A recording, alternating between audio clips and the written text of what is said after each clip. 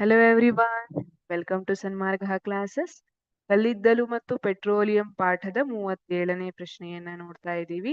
ಕೆಳಗಿನ ಕೋಷ್ಟಕವು 1991ರಿಂದ 1997ರವರೆಗೆ ಭಾರತದಲ್ಲಿನ ಒಟ್ಟು ಶಕ್ತಿಯ ಕೊರತೆಯನ್ನು ತೋರಿಸುತ್ತದೆ.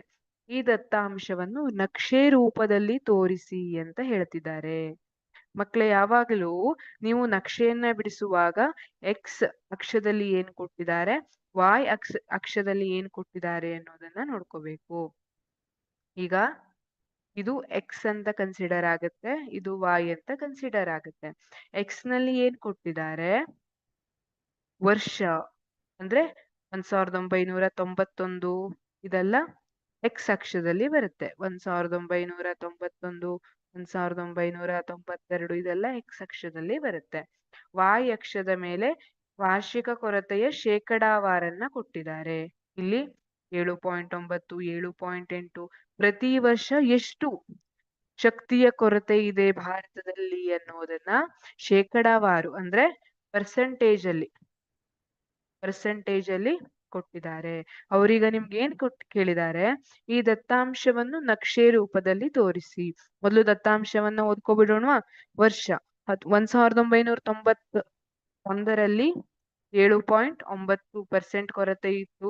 1992ರಲ್ಲಿ 7.8% ಕೊರತೆ ಇತ್ತು.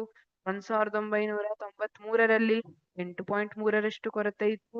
1994ರಲ್ಲಿ 7.4% ಅಷ್ಟು ಶಕ್ತಿಯ ಕೊರತೆ ಇತ್ತು. 1995ರಲ್ಲಿ 7.1% ಅಷ್ಟು ಕೊರತೆ ಇತ್ತು. 1996ರಲ್ಲಿ 9.2% ಶಕ್ತಿಯ ಕೊರತೆ ಆಯಿತು. 1997ರಲ್ಲಿ 11.5% ಅಷ್ಟು ಶಕ್ತಿಯ ಕೊರತೆ ಉಂಟಾಗಿದೆ. ಈಗ ಈ ದತ್ತಾಂಶವನ್ನ ಆಧರಿಸಿ ನಾವು ಒಂದು ನಕ್ಷೆಯನ್ನ ಬಿಡಿಸೋಣ. ಇಲ್ಲಿ ನೋಡಿ, ಎಕ್ಸ್ ಅಕ್ಷದಲ್ಲಿ ಏನ್ ಬಂದಿದೆ, ವರ್ಷ. ಇಲ್ಲಿ ವಾಯ್ ಅಕ್ಷದಲ್ಲಿ ಕೊರತೆ, ಶೇಕಡಾವಾರು ಕೊರತೆ. ಈ ರೀತಿಯಾಗಿ ಗ್ರಾಫ್ ಅನ್ನ ಬಿಡಿಸಬೇಕು. 1991, 92, 93, 94, 95, 96, 97 ಇಲ್ಲಿವರೆಗೆ ಕೊಟ್ಟಿದ್ದಾರೆ. ನಾವು ಅಲ್ಲಿವರೆಗೆ ಬರ್ಕೊಂಡಿದ್ದೀವಿ. ಈಗ ಇಲ್ಲಿ 2, 4, 6, 8, 10, 12, 14 ಎರಡೆರಡು ಸಂಖ್ಯೆಯ ಅಂತರದಲ್ಲಿ ಇಲ್ಲಿ ಕೊರತೆಯನ್ನ ತಗೊಂಡಿದ್ದಾರೆ. 1991ರಲ್ಲಿ ಕೊರತೆ ಎಷ್ಟಿತ್ತು ನಮಗೆ, 7.9% ಕೊರತೆ ಇತ್ತು. ನೋಡಿ, 8ರ ಹತ್ರ ಬಂದಿದೆ, 7.9 ಇಲ್ಲಿ ಬರಿಬೇಕು.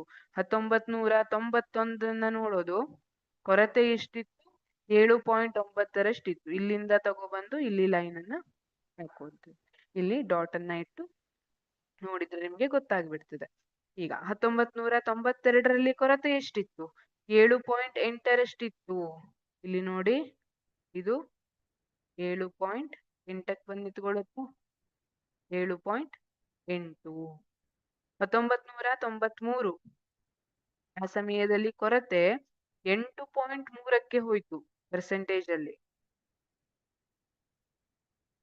ಇಲ್ಲಿಗೆ ಬರುತ್ತಾ 8.3 ಅಂದ್ರೆ 8.3ರ ಅಂತರದಲ್ಲಿ ನೀವು ಒಂದು ಬಿಂದುವನ್ನ ಇಡ್ತೀರಿ. 1994ರಲ್ಲಿ ಕೊರತೆ ಎಷ್ಟಿತ್ತು, 7.4ಕ್ಕೆ ಬಂತು. 7.4 ಅಂದ್ರೆ ಮತ್ತೆ ಇದರ ಹತ್ರದಲ್ಲೇ ಎಲ್ಲೋ ಬರುತ್ತೆ, 7.4ಕ್ಕೆ ಬಂದು ನಿಂತುಕೊಳ್ತು. 1995ರಲ್ಲಿ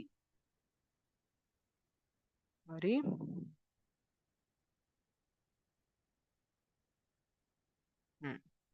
1995ರಲ್ಲಿ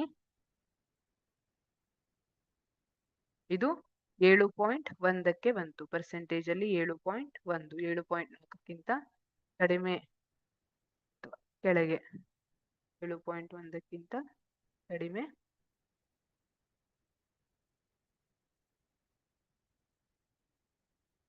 7.1ಕ್ಕೆ ಬಂತು.